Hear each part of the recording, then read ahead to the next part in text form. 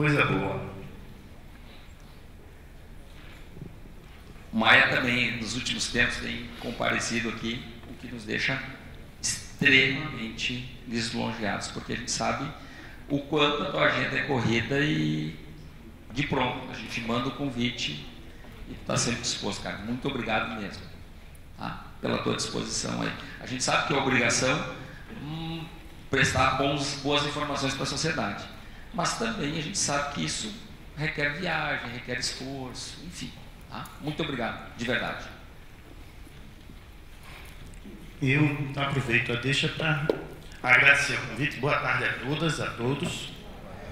É com enorme prazer que eu estou aqui mais uma vez e falar do valor desse encontro para nós. Porque acho que muitos de vocês já estão aqui participando dos outros eventos também. E esse momento é um momento, eu acho o nome desse painel muito adequado, né? E que momento, porque já passamos por diversas fases até chegar aqui. E algumas delas eram de um absoluto descrédito. Nós viemos aqui vender uma ideia de algo relativamente distante, de algo que parecia quase etéreo. As pessoas olhavam com muita desconfiança, sobretudo numa época em que o país teve tantas mudanças, não é? Ou seja, o governo estava todo atrapalhado e havia uma desconfiança muito grande. E hoje a gente está vindo aqui, e eu acho que o Conexão SPED é um termômetro muito bom para isso, que a gente está vindo aqui num momento de implantação do projeto. Ou seja, fico até surpreso com algumas perguntas. Tem muitas perguntas que se parecem, acho que a gente já teve acesso, né? Se parecem com algumas daquela do passado que as pessoas querem saber. E aí, o E-Social vai vir mesmo? Então, eu acho esse momento extremamente oportuno e podermos fazer uma avaliação e ver em perspectiva todos esses encontros, eu acho que permite a gente falar aqui numa outra condição e falar de uma realidade e não mais de um projeto de futuro. E nós que agradecemos essa grande oportunidade. Então. Legal. Maia, bom, as perguntas já começaram a se multiplicar, parece pipoca isso aqui, né? Vai largando aqui, o pessoal vai... Vamos começar por aquela que é a mais fácil de responder. O prazo do E-Social será mantido? Quando fizeram... eu tinha combinado com o pessoal agora na hora do almoço que eu ia começar respondendo baixinho, porque o pessoal está dormindo, eu compreendo, e que eu ia falar alguma coisa assim, adiar. Aí que todo mundo adiar, falou em adiar, todo mundo... Adiar! Todo mundo iria acordar nesse momento. O que é que a gente... E eu estava conversando agora com os colegas, a situação difícil de você se manifestar sobre esses fatos com relação a isso. Por quê? Primeiro, é porque nós temos um zelo muito grande em tentar manter a confiança que se estabeleceu nesses 8 anos de desenvolvimento de projeto naquilo que nós falamos, né? Então, todo mundo sabe as possibilidades das coisas acontecerem ou não na semana seguinte, sobretudo numa época dessa, num momento eleitoral, num momento de muitas mudanças, e você se manifestar aqui claramente de um jeito e as coisas acontecerem diferente, pode colocar em risco a confiança e a segurança naquilo que você está falando. Cadê o Jonathan? Eu não estou vendo o Jonathan. Eu ia tirar uma brincadeira agora, eu ia dizer assim... Tem uma reuniãozinha da RFB lá fora, eu ia dizer, uma malha lá fora. Eu ia dizer assim, que o Jonathan morra se houver qualquer conjectura de adiamento. E como ele disse, ninguém brinca com a própria vida, eu não brincaria com a dele, que é um grande amigo, ok? Mas eu posso dizer com muita segurança, não há essa palavra nas reuniões do comitê gestor. Não há essa perspectiva na visão do comitê diretivo. Não há qualquer possibilidade sendo cogitada no âmbito da Casa Civil, que eu tive que sair aqui umas 2 ou 3 vezes, por ligações da Casa Civil com relação a alguns pontos que vão ter perguntas aqui, eu vou poder tocar no assunto. Então, o que eu posso assegurar é que ninguém quer adiar esse projeto. Agora, essas perguntas talvez tenham aumentado porque houve uma publicação, não sei quem aqui viu, na terça-feira, de uma demanda da Fé Comércio, do SESCOM São Paulo. Eu acho que foi isso. E hoje, qualquer informação do E-Social se alastra de uma maneira que sai alguma coisa de manhã, de tarde, e você já está sabendo de tudo. Então, as demandas são naturais. A gente pode discutir, e eu daria essa resposta, Mauro, fazendo quase que uma construção da resposta em conjunto com todos. Com relação a isso. Eles estão fazendo uma demanda, atendendo a um pleito, provavelmente, daquele setor econômico, micro e pequenas empresas, e o setor contábil, de que seria importante que houvesse um adiamento dessa segunda etapa. A gente separou, todos devem estar a par disso, né? Isso já foi uma decisão muito saudável do comitê gestor, fazer uma implantação faseada. Dividimos naquilo que nós chamamos por etapas, que seriam os grupos de empresas. Primeira etapa, já se falou muito aqui, aquelas empresas com faturamento acima de 78 milhões. A segunda etapa, as demais empresas. E numa terceira, os órgãos públicos. São etapas, 3 etapas. Mas dentro de cada etapa, nós também dividimos em fases. Foi explicado isso, o que a gente veio a chamar de faseamento. O faseamento consiste em dizer que determinados eventos são mandados, são enviados a partir, ou melhor, nos 2 primeiros meses de cada semestre, nos 2 segundos meses, no segundo bimestre, seriam eventos, outro tipo de eventos, aquelas informações referentes à movimentação de trabalhadores, e um terceiro, que é o que nós estamos começando, no caso da primeira etapa, estamos entrando na terceira fase, que é maio e junho, que são as informações das empresas referentes às suas folhas de pagamento. Nós fizemos isso e tomamos essa atitude por achar que é uma transformação tão grande, um sistema tão complexo e tão importante, que seria importante que nós fizéssemos um acompanhamento minucioso da evolução dessa etapa, de cada fase dessa. E é isso que nós estamos fazendo. A gente pode concluir aqui junto que, até o momento, a implantação do E-Social nesta primeira etapa, que estamos indo para a terceira fase, tem sido uma implantação de muito sucesso. Eu queria ver a resposta, o resultado dessa pesquisa, dessa pergunta que vocês fizeram. Eu queria ter visto antes agora, para a gente se levantar aqui e dizer, puxa, olha, isso eu vou fazer só um balanço aqui para vocês. Sabe vocês têm ideia de quantas empresas estão obrigadas nesse primeiro semestre? Cerca de 13 mil empresas. São essas empresas grandes. Faturamento acima de 78 milhões. Cerca de 13 mil. É um nada de um nada em número de empresas. Por quê? Sabe qual é o número de empresas dessa segunda etapa? Fazem ideia? 3 milhões de empresas. Então, nós temos aqui um pequeníssimo laboratório em que pese 1/3 dos trabalhadores do Brasil, consequentemente dos eventos que vão transitar pelo E-Social, estarem já sendo informados nesse primeiro grupo, ok? Mas é um espectro que eu costumo brincar que, se nós quisermos saber como vão as coisas, pega o telefone e liga para o sujeito. E aí, cara, você não apareceu por aqui? Não é isso mesmo? São 13 mil empresas. Mas o fato é que dessas 13 mil empresas, 12.400 estão informando a contento. Então, há um número, e ninguém pode ficar de fora. O E-Social não comporta ninguém ficar de fora. É preocupante, mas o que a gente sabe é que a grande maioria está conseguindo fazer.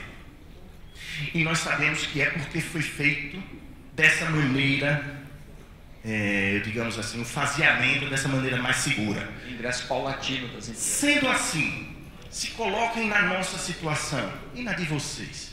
Nós todos que queremos muito transformar, e é o tema do encontro, de transformação, que queremos passar de um patamar de um cenário extremamente complexo, caótico, eu diria, para uma outra realidade. Nós já passamos, nesses anos todos, da fase de tentar vender o peixe. O peixe está vendido. Todo mundo já comprou. Então, como a gente deve se colocar? Vocês acham que tem algum interesse, alguma decisão de adiar?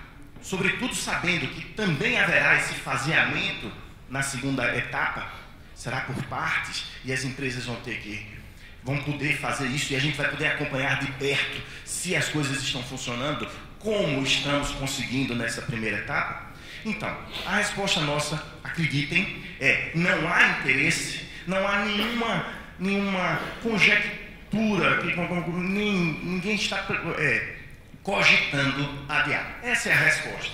Se houver qualquer adiamento e tudo é possível, acreditem, não era da nossa intenção, não estávamos esperando, mas reconheço que se houver uma pressão desses setores econômicos pleiteando ou alegando que não estão prontos, isso termina criando algum problema. Então, cabe a nós, que somos todos nós, formadores de opinião, convencer as pessoas de que é importante que nós comecemos e que se houver qualquer problema, no meio do processo, a gente pode até estudar, porque a gente vai ter os números para acompanhar. Mas não há nossa intenção, não é nosso interesse, temos a preocupação. Por quê? Eu já usei essa expressão, não sei se foi aqui, mas o que nós estamos preparando é uma grande festa. Não é isso? Uma grande festa. A gente acredita que é uma grande festa e que vai ser bom para todos. Já passamos da etapa de questionar se vale a pena ou não. Mas o que adianta se nós estivermos prontos, do lado de cá? Eu digo assim, a banda foi contratada, o buffet está na mesa e os convidados não aparecerem. Então não vai adiantar. O convite que nós fazemos e aproveitamos o questionamento sobre adiamento é dizer, não cogitem isso, não é nossa ideia. O que a gente tem que fazer é com que estejamos prontos, porque também sabemos que se não vierem, não vai ter festa. Essa é a resposta. A melhor que eu encontrei, para não parecer que eu estava enganando aqui se acontecer qualquer coisa semana que vem. Ou daqui a um mês ou daqui a 2, ok? Acreditem que não está no radar da gente, não há essa ideia, não há nenhuma intenção de modificar o cronograma de implantação do E-Social. Jura pela vida do Jonathan. Que Jonathan morra, caso. Agora ele está aí, por isso que eu fiz a brincadeira, Jonathan. Eu já vi. Ok? Muito bem. Acho que está bem encaminhado. Acho que todos nós já percebemos que a ideia é avançar e não de recuar em termos de E-Social e FDRINF. E quando a gente fala num, tem que falar no outro. Porque com a entrada do previdenciário, a gente tem que entrar com os dois simultaneamente. Senão, não dá liga, não vai funcionar. Ok? Aproveitando que estamos só nós dois aqui, né? Ninguém está nos vendo, gravando, nem nada, podemos falar em off aqui. Só que perto do microfone, por favor. Né? A questão das multas, Maia, isso é muito recorrente. Também acho que é importante colocar a questão das multas. Né? Pode comentar sobre as multas? Pois ainda existe insegurança, tanto na falha de cumprimento e na exposição dos processos internos. Posso dar um pitaco antes que te entregue a palavra? Faça isso. As multas que estão previstas são aquelas que já decorrem do cumprimento das obrigações atuais. A grande maioria decorre daquilo que já está estabelecido hoje. Se eu não recolher o FGTS na data correta, eu tenho uma penalidade. Essa penalidade vai mudar, mãe? Não vai mudar, e é exatamente isso. As multas são as mesmas. Só que temos que ter um conhecimento bastante preciso do projeto, de como vai ser sua implantação, e sabemos que o recolhimento dos tributos o recolhimento não estará comprometido antes da substituição da GFIP. Primeira coisa que temos que saber, todo mundo vai continuar fechando sua folha de maio, gerando suas guias e recolhendo seus tributos. Todo mundo vai fazer nos seus próprios sistemas, independentemente de terem que fazer também no E-Social. No mês de junho, idem. Então, ninguém está correndo risco de atrasar o recolhimento de um tributo nessas duas competências por causa de que não fechou o E-Social. Mas eu tinha que ter fechado o E-Social, eu tinha que ter mandado as informações do E-Social. Já existe essa obrigação? Existe. tinha que ter fechado.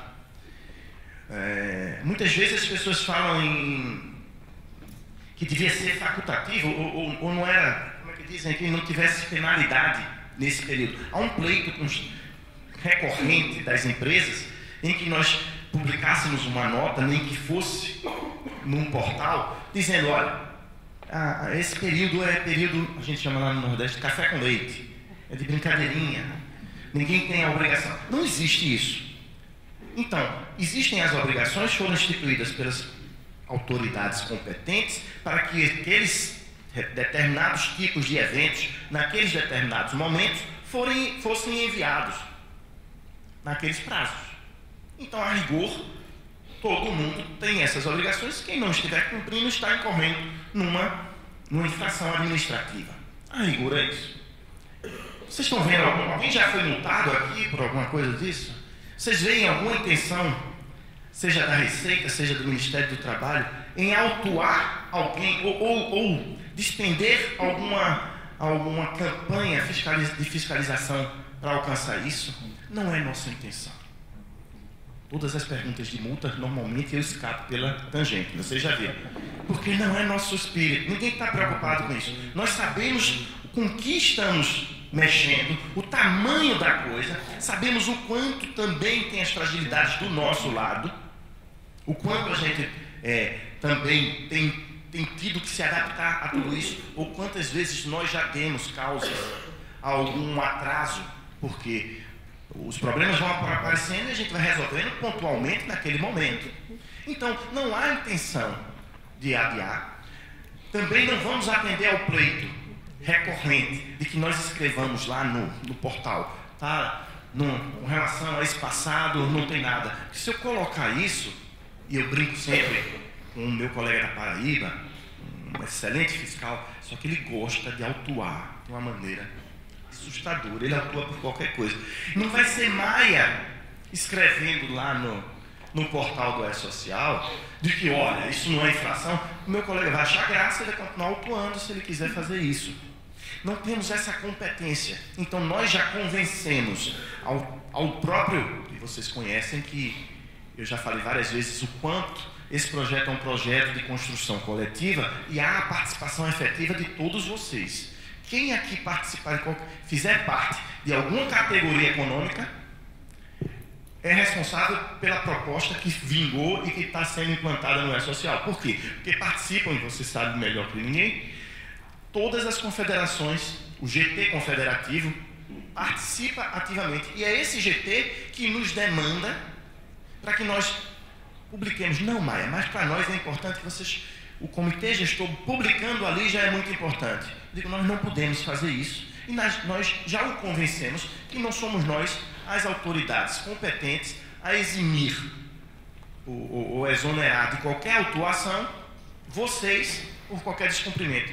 Peçam isso lá ao ministro, peçam isso no legislativo, mas eu não vejo essa necessidade. Façamos assim. Corramos atrás de conseguir implantar isso que todos nós temos interesse. Aqueles que não têm interesse, e eu falei de números aqui com relação a esses grandes, né? Desses grandes, nós ligamos 1 a 1.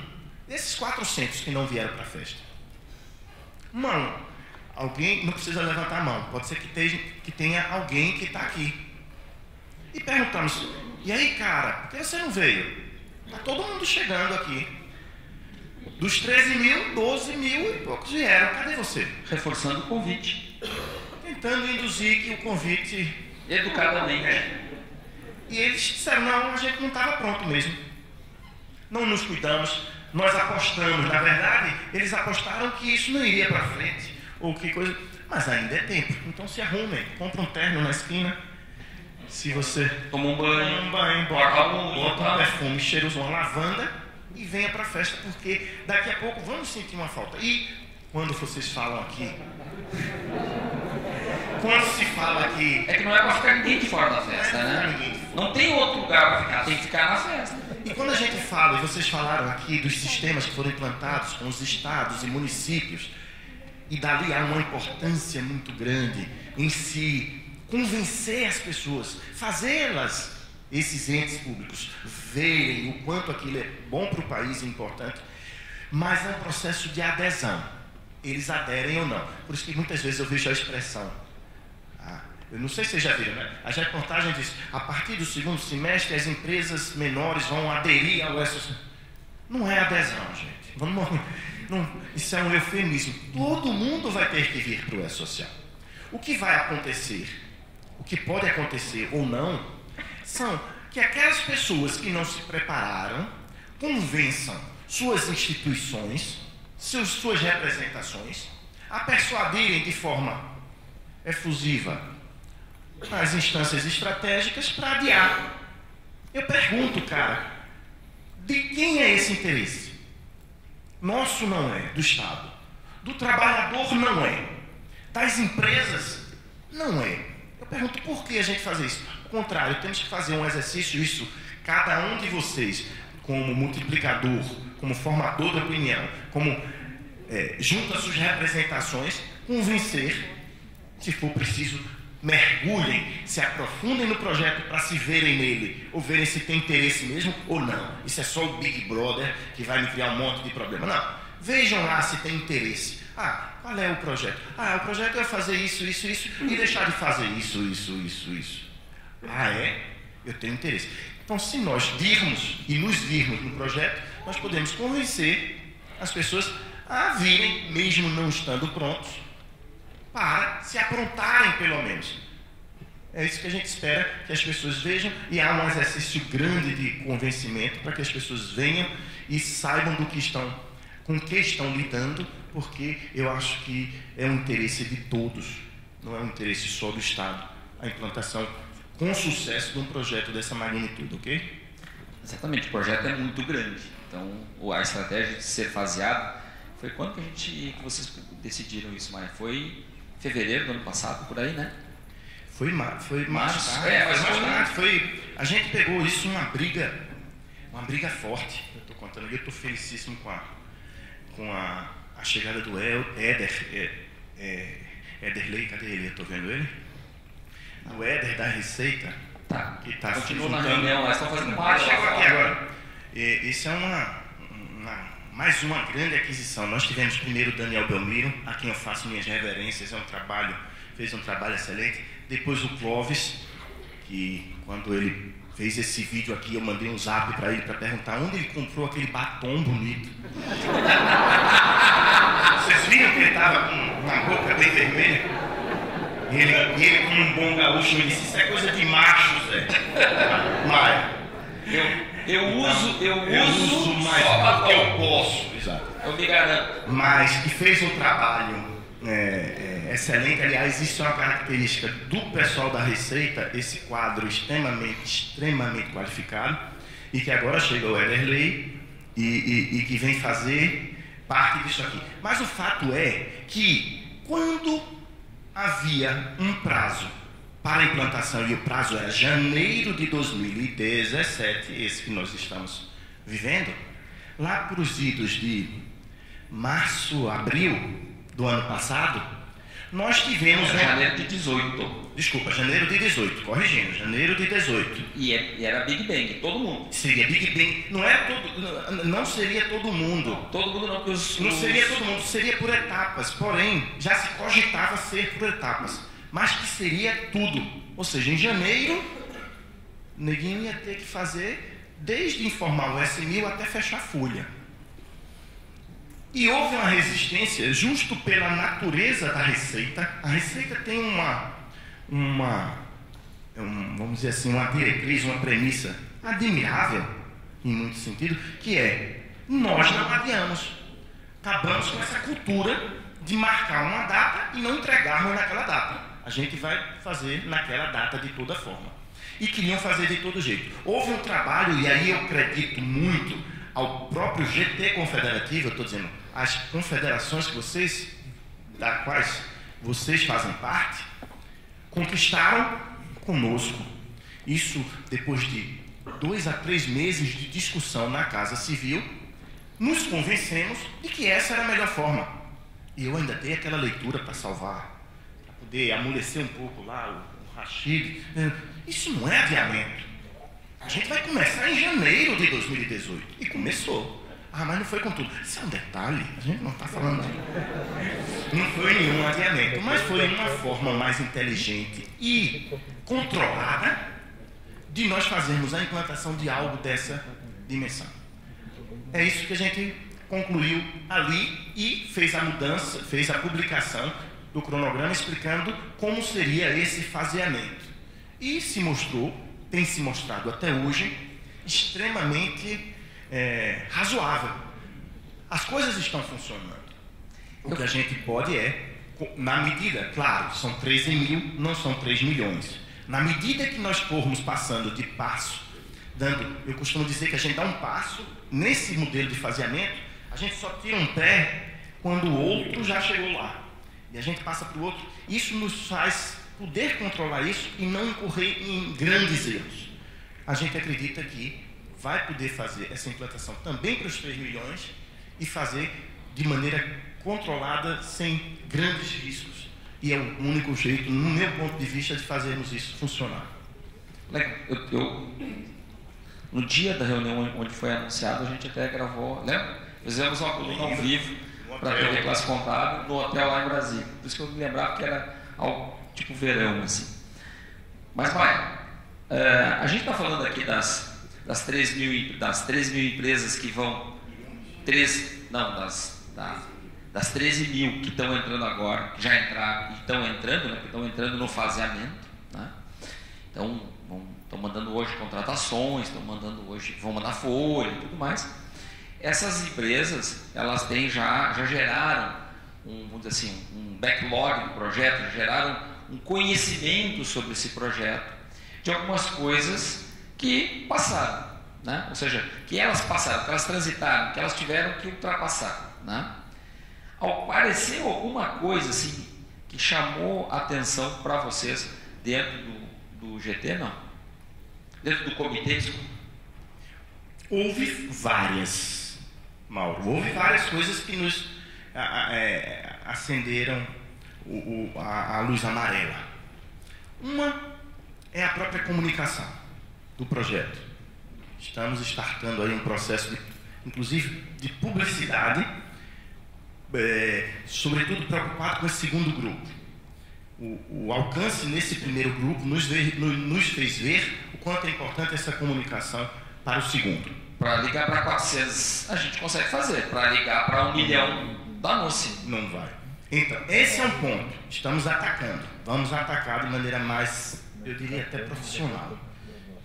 Eu acho que havia uma desconfiança ou uma insegurança, e há sempre, do próprio governo, né? Eu vou apostar minhas fichas nisso aí, se não dar certo, vai ser... Eu costumo dizer que quem tem o módulo do doméstico tem medo, para não usar nenhuma expressão.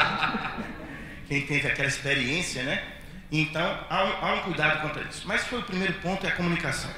O segundo ponto, aí eu não sei quantos aqui fazem parte das empresas, dessas 13 mil empresas, mas acredito que grande parte aqui está no grupo de empresas que já está fazendo a implantação. Eu acredito que é um público de empresas maiores. E tem muito profissional contábil de escritório de contabilidade, que ainda para os seus clientes ainda provavelmente não entraram.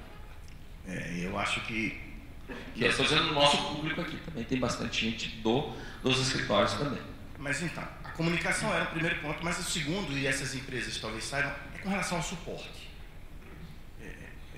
O suporte do E-Social hoje tem atendido, sim, cadê Tânia que me corrija aí, Tânia Gugel, tem atendido a contento. Os problemas têm surgido, sabíamos que ia aparecer problemas da nossa área também, e eles têm sido resolvidos pontualmente. Então, a resposta seria, não tem nada que empancou ou inviabilizou, e as coisas, todos os problemas foram transpostos até hoje. Mas salta aos olhos que quando tivermos 3 milhões de pessoas com aquela dúvidazinha que apareceu, vamos ter um grande problema. Estamos atacando, levamos o risco para a Casa Civil já colocou lá no nosso contrato de Fale Conosco, a possibilidade não, estamos ampliando o nosso contrato, queremos criar um suporte específico do E-Social, e queremos fazer esse suporte de excelência, o problema é que quando surge uma oportunidade dessa, todos os entes sentem vontade de melhorar o seu atendimento, entendeu? Dizem assim, eu vou usar essa desculpa. Tem o E-Social, que é um projeto que está alçado à presidência da República. Eu preciso de ter um bom atendimento, vou aproveitar para consertar todo o meu atendimento. Então já pede, os colegas da Receita já pediram um concurso para 1.400 pessoas. Calma, gente, vamos devagar. Não vamos conseguir resolver o problema de atendimento do serviço público. Não vamos conseguir. Façamos de forma diferente. Criemos um atendimento só do E-Social de excelência. E é isso o que nós estamos pretendendo fazer. A partir de junho, meados de junho até julho, um pessoal que vai atender exclusivamente e atender bem as dúvidas de E-Social. Então, esses são os pontos que nós vislumbramos como sendo riscos grandes que a experiência dessa primeira etapa nos trouxe e que estamos sanando para que esses não sejam problemas graves nessa segunda etapa. Ou seja, aprendemos, né? Vamos aprendendo paulatinamente e vamos implantando daqui para frente, porque a pancada de botar 3 milhões é uma revolução, a onda é bem maior. Nessa linha de aprendizagem, nós temos aqui do empregador doméstico e tal, mas tem uma aqui que me chamou a atenção. Recebemos a notícia, mas enfim, né, vamos dar uma analisada aqui, que em uma empresa em produção, ou seja, no ambiente de produção, conseguiu alterar o cadastro de um funcionário demitido. Isso é possível? Eu juro que eu não entendi essa pergunta quando eu li. O que é que ele quis dizer? Alterou o cadastro de um funcionário demitido. Eu não entendi. Eu estou entendendo que é a alteração do contrato de trabalho daquele funcionário que está demitido. Vejamos, o E-Social, todos já conhecem, a grande maioria já tem noção, que é uma nova forma de registro dos fatos que acontecem numa relação de trabalho, não é isso? Então você registra, o primeiro fato que você registra nessa relação é a admissão. Depois, todos os fatos relevantes, passíveis de registro, que a norma manda que sejam feitos registros, você vai informando no E-Social. Paguei a esse sujeito, melhor dizendo, esse sujeito trabalhou para mim esse mês. Aí eu mando lá um 1.200. Mauro Negroni trabalhou comigo, tal de assim. Eu mando depois o 1.200, eu paguei a Mauro sobre isso. E aí eu vou prestando um monte de informações. A última informação que eu presto é qual? O desligamento. Acabou-se esse vínculo com a empresa. Depois do término, eu posso informar outras coisas que eu não informei, desde que me refira ao período em que ele estava trabalhando. Se é alterar algum dado depois que o sujeito foi demitido, mas de informações referentes a esse período, na metade do tempo que ele trabalhou para mim, eu deveria ter alterado isso, não alterei o cargo dele, tudo isso você pode fazer. Você não vai poder dizer que aconteceu fatos posteriores, salvo as exceções, que é um pagamento de um prêmio que foi acertado a posteriori e tal, do homicídio. Salvo isso, você não vai conseguir fazer isso. Essa pergunta, aí eu peço que, se a pessoa estiver presente, depois se quiser me perguntar especificamente, porque essa pergunta soou meio como se fosse alguma falha do sistema, né, que está aceitando uma alteração num momento indevido. Não acho que isso esteja acontecendo. Está funcionando bem. Eu entendi como uma alteração de cadastro ou uma alteração do contrato de trabalho. Mas depois, para quem quiser, pode repostar ou, enfim, de qualquer forma a gente vai repassar essas perguntas. Eu já me comprometi com vocês, eu faço e a gente vai publicar a resposta a cada uma delas. Viu, seu Maia? Então, depois do evento, a gente vai ficar naquela troca de e-mail cobrando as respostas. Eu já estou respondendo aquelas de 2014. Vamos bem. Estamos bem. A substituição da GFIP será em julho, com o impacto do recolhimento das guias em julho ou agosto? Boa pergunta, eu já vou já vou complicar mais com outras dúvidas em paralelo, mas já respondo essa.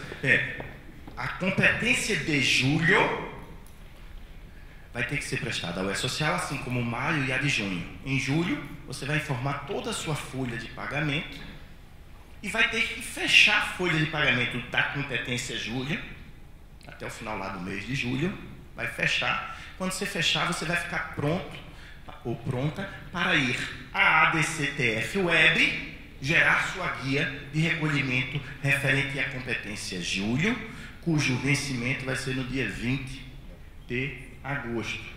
O recolhimento. Mas o DCTF Web até o dia 15 você vai ter que fechar lá. Ok? Essa é a competência. Eu vou complicar aqui uma pergunta, estou me enxerindo aí nas perguntas. Sem problema. E essa foi uma muito recorrente com relação à implantação aqui no mês de maio. As pessoas sabem que o mês de maio é o primeiro mês que as empresas vão ter que informar suas folhas de pagamento, não é isso? Todo mundo já vai ter que fechar a folha de maio. Aí as pessoas perguntam, que eventos de maio, que eventos periódicos de maio eu tenho que mandar? Eu tenho que mandar os pagamentos também feitos em maio, referentes a abril ou algum mês anterior? Essa é uma dúvida recorrente, né? Porque vocês sabem que quando vocês informam um pagamento realizado numa determinada competência, que por meio daquele evento 1210, vocês têm que fazer referência ao mês da competência, ao pagamento, quando foi feito, ao 1.200. Então, os 1.200 de abril, digamos assim, seriam referenciados no mês de maio para se efetuar pagamentos referentes a eles. Mas como, se no mês de abril o E-Social não recebia nenhum 1.200, nem 1.210, muito menos qualquer fechamento de folha, não é isso mesmo? Pronto, mas vocês têm que informar, a resposta é essa. Devem ser informados todos os eventos não periódicos referentes ao mês de maio. Isso inclui os pagamentos realizados em maio? Sim. E se for referente ao mês de abril? Você bota lá o código 99 meses anteriores e não precisam fazer a referência ao demonstrativo que deveria ter sido informado em abril, se já fosse obrigatório. Está claro isso? Não sei se eu fui claro, mas... Tá. Para mim está perfeito, mas é que eu conheço, então já fica um pouco mais complicado. Né? Mas a resposta mais importante é dizer, todos os da competência pagamentos feitos em maio também devem ser informados ao E-Social. Só que nesse caso tem a distinção de eu não referenciar aquele anterior quando for anterior ao E-Social.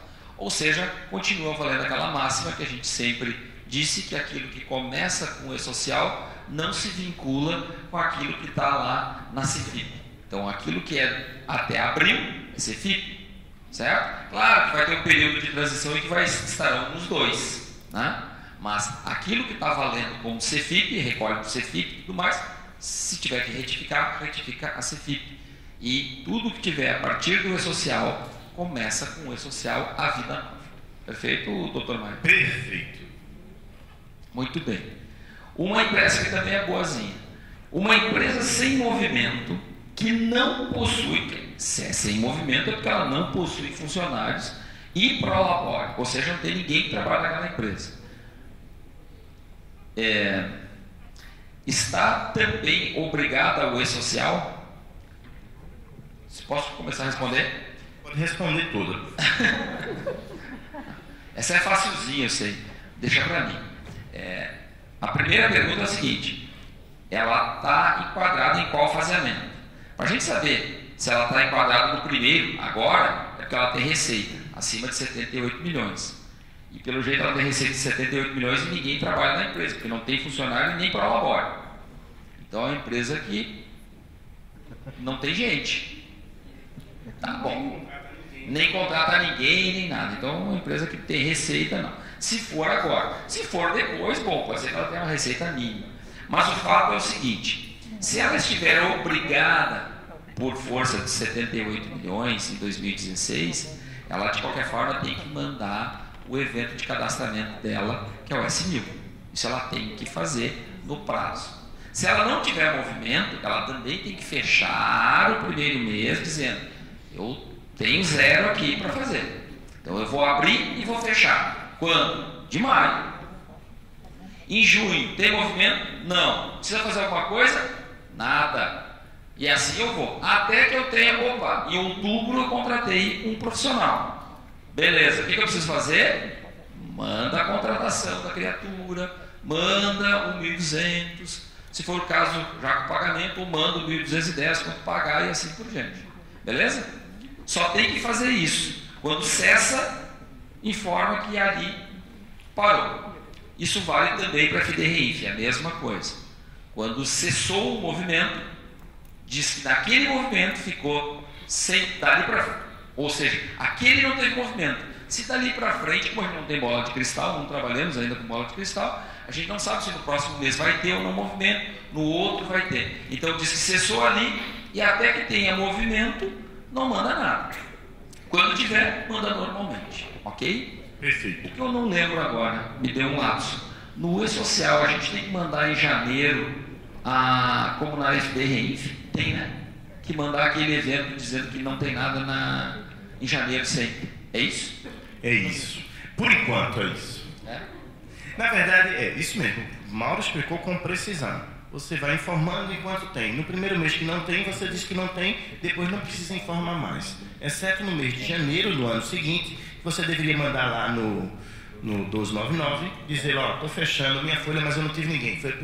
Mesmo não tendo movimento nos últimos 6 meses, que seria o equivalente à RAS negativa, mas nós estamos tentando prescindir desse evento também. Mas não prosperou ainda isso. Mas provavelmente... Voto contra. Voto contra. A extinguir ele? Voto contra. Eu votei a favor. Não vamos discutir aqui em público, mas eu voto contra pelo seguinte, porque eu acho que isso é um método de controle bem razoável. Como controle. Eu vejo isso na RAS. Na RAS faz sentido uma RAS negativa. Puxa, o sujeito fechou no ano anterior com 250 pessoas, 3.000 pessoas. No mês de janeiro do ano seguinte estava sem ninguém. É razoável que eu pergunte, por que você não veio esse ano? É provável que houve alguma falta de informação. Mas o E-Social é tão minucioso, pega todos os movimentos, pega a contratação de autônomo, e tem o FDRIF também, o sujeito tirou uma nota, está lá. Poxa, eu preciso que você venha em janeiro, eu sei exatamente tudo o que você fez enquanto eu tinha movimento, e eu vejo o seu movimento minguando e indo embora, eu vejo sua última rescisão, eu vi tudo. Eu não preciso que você venha aqui me dizer nada, porque se você não informou mais, é porque você não quer informar mesmo, porque você está com o empregado, se está com o empregado é sem registro, não quer vir, para que eu vou pedir que você me minta mais uma vez? Precisa. Troquei meu voto, eu voto com o relator. Caso eu desconfie de algo estranho, que você não veio mais, e que você provavelmente está com uma... Eu mando fiscal. A gente vai lá visitar, tomar um cafezinho, saber o que é que houve. Entendeu? Troquei meu voto. Eu simplificaria isso. Sim. Mas partindo dessa análise, eu acho que fica melhor. Não acharam razoável agora tirar isso. Eu acho que ainda é importante. Isso é fofoca. O Ministério do Trabalho, vamos para a próxima. O Ministério do Trabalho já disponibilizou o aplicativo CTPS digital. Excelente, por sinal. E o pessoal não mete só o pau, cara. Incrível. É isso. Com a implantação do E-Social, a ideia de disponibilizar para os empregados as informações relativas a seus vínculos, como o seu contra-cheque, suas férias, etc. Acho que aqui já exagerou um pouco, mas como um extrato do FGTS e tudo mais, seria bastante razoável com base no E-Social, porque hoje já se faz com base no CNIS, né? Vocês se lembram das premissas? Porque quando a gente fala do E-Social, a gente fala dos objetivos, são muito claros, e das premissas. Uma das premissas é que preservam-se todas as competências de cada ente, né? Cada ente continua no seu, como eu brinquei com o Éder, aquela história do A, cada um no seu quadrado. Isso é uma coisa muito, eu diria, sensível no projeto. Então, a carteira de trabalho é um documento específico e que tem as informações que a legislação prevê que sejam feitas lá, ok? E a carteira de trabalho é um arquivo físico, né? Onde o próprio empregador faz as anotações. De fato é isso. Em raríssimas exceções pode ser feita pelo INSS, uma anotação de um benefício. Já estamos resolvendo esse problema para que toda a legislação possa ser contemplada na transformação da carteira para digital. Ou seja, todos que têm competência para fazer alguma anotação têm que ter um caminho para fazê-la. Do empregador, o caminho vai ser o E-Social. Que anotações constam da carteira e que devem constar? Essas vão continuar existindo. É a identificação do trabalhador, e quem baixou o aplicativo, quem não baixou pode baixar. A ideia é que você já tenha naquela capa do celular, no aplicativo mobile, você já veja a carteira, que você passe a mão, ele já vira para aquela primeira página, você já veja a foto do sujeito, já veja lá o número da carteira, não é isso? Você passa adiante, você vai ter os dados pessoais dele, tudo isso já está lá, os dados pessoais, não é isso?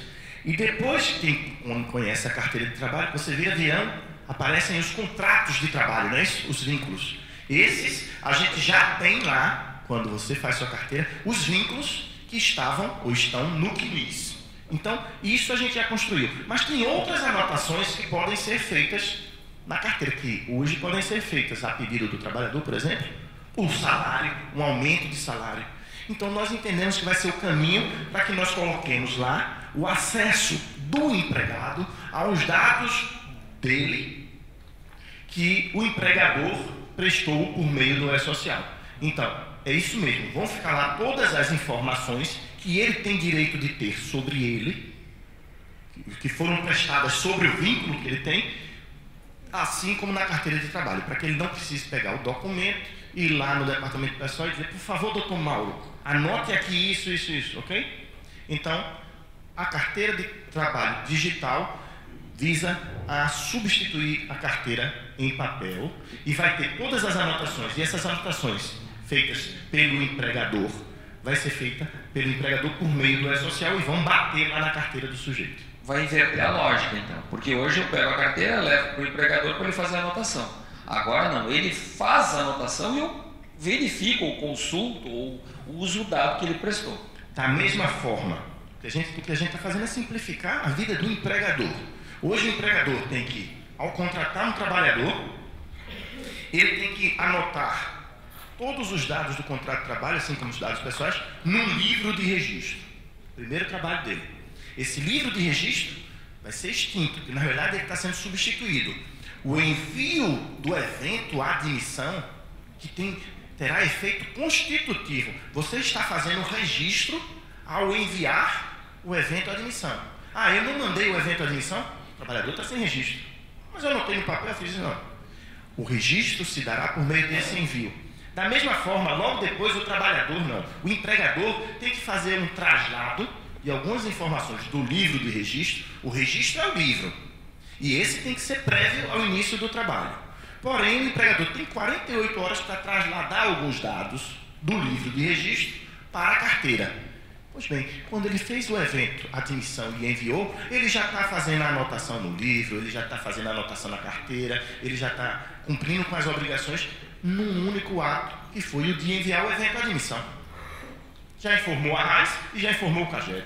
Que leva a não adiar, né? Quem é que não quer trocar esse processo burocrático hoje de fazer? Quem não acreditou que isso vingaria e não está pronto. Aí você aposta adia, que aí eu já estou vendo que a coisa é séria, depois eu vou estar pronto. Eu entendo. Quem não acreditou. E quem não acreditou, eu entendo. Quem desconfia do governo, eu entendo. Sobretudo nesses anos porque nós passamos agora, onde muita gente dizia, não, isso não vai estar nem de pé daqui a 6 meses. Não é verdade? Então, há de se levar em consideração também esse fator de confiança que a gente tenta passar em cada evento como esse, a nossa determinação, o nível de patrocínio, a demanda da Casa Civil constante para que isso seja implantado e que funcione. Ok? Bom, mas tem algumas questões aqui que eu gostaria que tu colocasse. Nós estamos já se encaminhando para o final do nosso tempo, infelizmente, porque é sempre muito bom conversar contigo. A questão do banco de horas positivo ou negativo na implantação do E-Social e a desmistificação, que eu gostaria que tu fizesse aqui também, da questão do ponto, que todo mundo, a primeira coisa que, não é a primeira, mas deve ser a segunda ou a terceira, quando é que o ponto, quando é que o Ministério do Trabalho vai olhar o ponto do trabalhador dentro do E-Social? O primeiro fato é que o ponto ainda não está no E-Social, ok? O evento ponto não existe. O ponto que vai ser apurado lá no cartão de ponto ou no REP pela empresa vai ser o que ela faz da forma que ela faz hoje, e ele vai escolher de levar para a folha de pagamento as horas extras que ele acha razoável pagar. Isso está claro. O E-Social não vai ter nem como saber se aquelas horas extras que estão sendo informadas ali foram feitas de 21 a 20, de 26 a 25. Não tem como saber a princípio ali. Se excedem a jornada diária. Se excedem a jornada diária, ele não tem como saber, ele só está sabendo ali que foram pagas 48 horas extras naquele mês.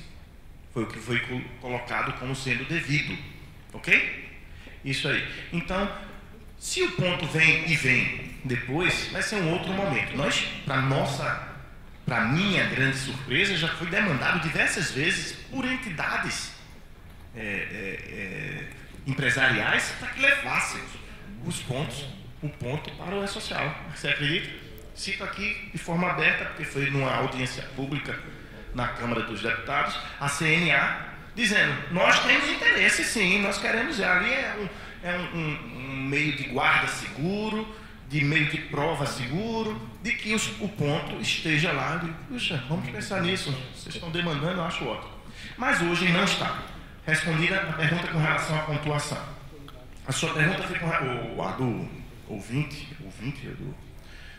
da plateia, foi com relação o banco de horas, as anotações a crédito e a débito das horas que são feitas no banco de horas.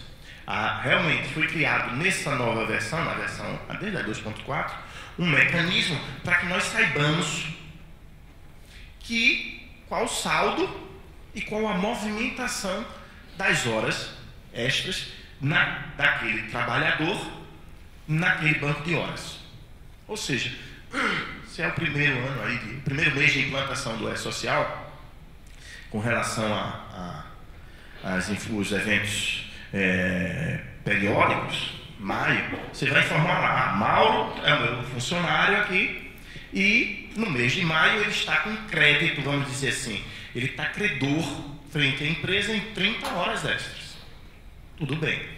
O que está sendo acrescido é um campinho. Esse não está lá. Isso aqui eu estou dizendo. O que a gente sentiu necessidade foi de colocar uma observação, de dizer qual o regime de compensação dessas horas, porque isso só consta na comissão coletiva, porque a legislação diz que tem que ser no período máximo de um ano, mas não diz qual é. Então a gente tem que saber quando na verdade, é a convenção, que pode ser 3 meses, 2 meses. Então vai ter um cantinho das pessoas dizerem: olha, isso aqui vai ter que ser compensado em até 3 meses. No mês seguinte, você vai dizer quantas horas ele fez mais a extras e quantas foram pagas daquela. E aí a gente vai conseguir acompanhar os créditos e débitos e, eventualmente, pode induzir uma visita para saber por que aquilo não foi pago naquele prazo. Ou seja, nós vamos ter um acompanhamento do Ministério para nos dizer: olha, quem sabe dá uma olhadinha no fulano matrícula tal. Com relação a isso. Esse homem está trabalhando demais. Ou seja, vai ser possível se fazer o registro do que se deve e do que está se pagando ao trabalhador. Ou seja, aquele princípio básico, o primeiro objetivo do E-Social, assegurar de forma mais efetiva o direito dos trabalhadores. Ok? Essa é a pergunta. Ok. Gente, nosso tempo esgotou. Eu sei que está todo mundo curtindo aí. O cara é bom de microfone, mas nós vamos partir para o próximo painel. Maia, muito obrigado.